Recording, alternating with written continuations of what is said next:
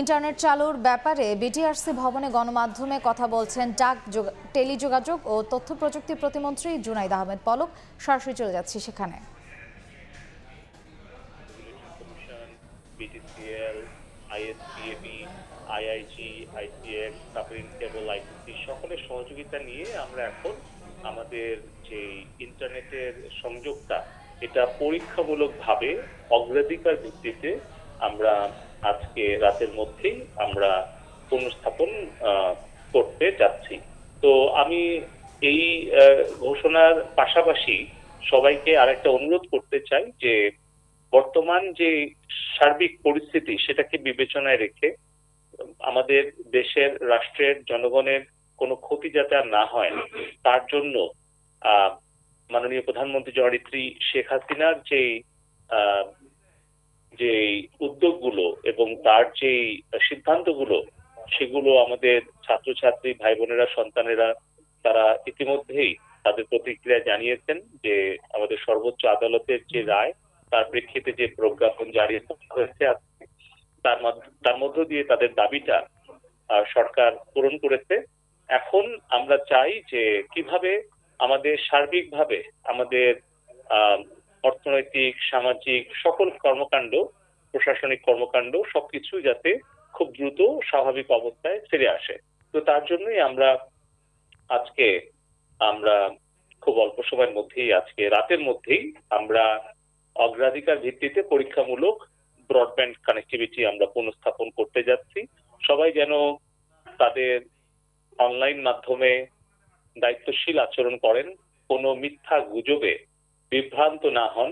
আমি আবারও সবাইকে অনুরোধ করব যে আমাদের যে মূলধারা গণমাধ্যম যারা গত এই এক সপ্তাহ ধরে যারা এই মিথ্যা গুজবের বিরুদ্ধে লড়াই বলবো চালাচ্ছেন, কারণ আমাদের সাংবাদিক বন্ধুরা আমাদের ভাই বোনেরা আমি কয়েকটা ইন্টারভিউ দেখলাম যেখানে সাংবাদিক বোনদেরকে যেভাবে আক্রমণ করা হয়েছে, লাঞ্ছিত করা হয়েছে, এমনকি আমাদের সাংবাদিক একজন বন্ধু ইতিমধ্যে জীবন দিয়েছে। তো এই সবকিছুর প্রেক্ষিতে সাংবাদিকদের গাড়ি ভাঙচুর করা হয়েছে। সবকিছুর প্রেক্ষিতে মূলধারার গণমাধ্যম যেভাবে লড়াই করছে, বিটিভি পুড়িয়ে দিয়েছে, তারপরেও কিন্তু বিটিভি আবার 2 দিন পরে সংযোগ পুনঃস্থাপন করতে পেরেছে। তো মূলধারা গণমাধ্যমের সংবাদগুলোকে যেন জনগণ প্রাধান্য দেয় এবং সেটাকেই যাতে তারা আর কি গ্রহণ করে। আর বাকি যে সকল সামাজিক যোগাযোগ মাধ্যম, new media platform, social media platform যেখানে আসলে গুজব তৈরি করা হয় এবং গুজব ছড়িয়ে মানুষের প্রাণহানি ঘটানোর চেষ্টা করা হয়, দেশে বিদেশে থেকে বুস্টিং করে টাকা দিয়ে সেই মিথ্যা খবরগুলোকে মানুষের কাছে বিশ্বাসযোগ্য করে উপস্থাপন করার অপচেষ্টা করা হয় এবং দেশের সাথে সাথে বিদেশি মিডিয়াও যুক্ত হয়েছে যারা আর কি আসলে আমি বলবো যে পেইড এজেন্টরা বিভিন্ন জায়গা থেকে যে ধরনের অপতৎপরতা চালাচ্ছে দেশের বিরুদ্ধে, আমাদের দেশের সাধারণ শান্তিপ্রিয় মানুষের বিরুদ্ধে, সে ব্যাপারে আপনারা সজাগ থাকবেন। আমি আবারও বলছি যে সামাজিক যোগাযোগ মাধ্যম, নিউ মিডিয়াতে যে কোনো মিথ্যা সংবাদ গুজব দেখে আপনারা কেউ বিভ্রান্ত হবেন না, আবেগতাড়িত হবেন না। আর আমাদের মূলধারা গণমাধ্যম যে দায়িত্বশীল আচরণ করছে, আপনারা সকলেই মূল ধারার যে গণমাধ্যম আছে সেটাকে আপনারা একটু অনুসরণ করবেন।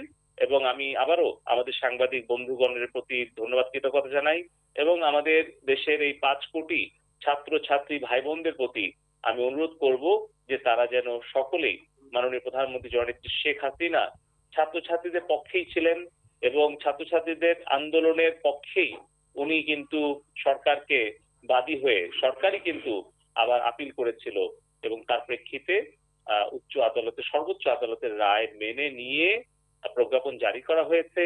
যে উদ্দেশ্যে যেই দাবি নিয়ে আন্দোলনটা শুরু হয়েছিল এবং যে আন্দোলনকে পুঁজি করে জিম্মি করে বিএনপি, জামাত, শিবির, ছাত্রদল সন্ত্রাস করে অগ্নিসংযোগ করে ডেটা সেন্টার পুড়িয়ে দিয়ে, ফাইবার অপটিক্যাল পুড়িয়ে দিয়ে, গাড়ি, টোল প্লাজা এবং আমাদের বিভিন্ন সরকারি মন্ত্রণালয় এমনকি সরকারি কর্মকর্তা কর্মচারী, সাধারণ পথচারী, সাংবাদিক, ছাত্রছাত্রীদেরকে হত্যা করে পুরো বাংলাদেশকে অস্থিতিশীল করতে চেয়েছিল, সেই ষড়যন্ত্র ব্যর্থ হয়েছে। আমাদের মাননীয় প্রধানমন্ত্রী জননেত্রী শেখ হাসিনার সাহসী সময়োপযোগী যথাযথ পদক্ষেপ সিদ্ধান্ত গ্রহণের ফলে আমাদের আইন শৃঙ্খলা রক্ষাকারী বাহিনী সকলের সহযোগিতায়, সাংবাদিক এবং গণমাধ্যম সকলের সহযোগিতায় আমরা পরিস্থিতি যত দ্রুত সম্ভব স্বাভাবিক পর্যায়ে নিয়ে আসতে চাই। তার জন্য আজকেই আমরা অগ্রাধিকার ভিত্তিতে পরীক্ষামূলক ব্রডব্যান্ড কানেক্টিভিটি চালু করতে যাচ্ছি আজকে রাতের মধ্যেই, যত দ্রুত সম্ভব আজকে রাতের মধ্যেই।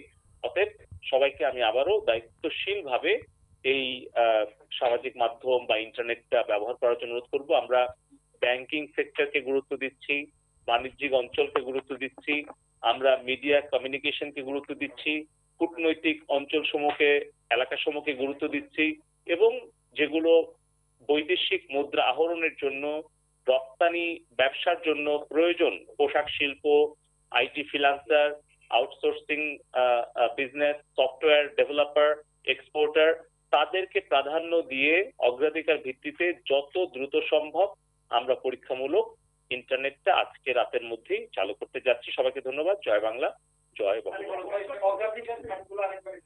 আমি আবারও বলছি, আমি বলছি যে অগ্রাধিকার খাত হিসেবে আমরা বিবেচনায় নিয়েছি প্রাথমিকভাবে ব্যাংকিং সেক্টর, আমাদের যাতে ব্যাংকের লেনদেন, বৈদেশিক লেনদেন, রেমিটেন্স আনয়ন কোনো বাধা না থাকে। আমরা দেখতে পাচ্ছি, আপনারা দেখেছেন, আরাফাত ভাই, শুভ ভাই, আপনারা এখানে আছেন, সিনিয়র সাংবাদিকরা আছেন, রবিন ভাই আছেন, যে বিশ্বজিৎ দা, এখানে কিন্তু একটা প্রচার হচ্ছে। আপনারা দেখেছেন যে সৌদি আরবে 20-25 জন বিএনপির চিহ্নিত সন্ত্রাসী যারা দেশ থেকে পালিয়ে গিয়ে সৌদি আরবে আছে, তারা মিছিল করে সেই দেশের আইন ভঙ্গ করে আমাদের দেশের বিরুদ্ধে ষড়যন্ত্র করেছে, তারা কিন্তু গ্রেফতার হয়েছে।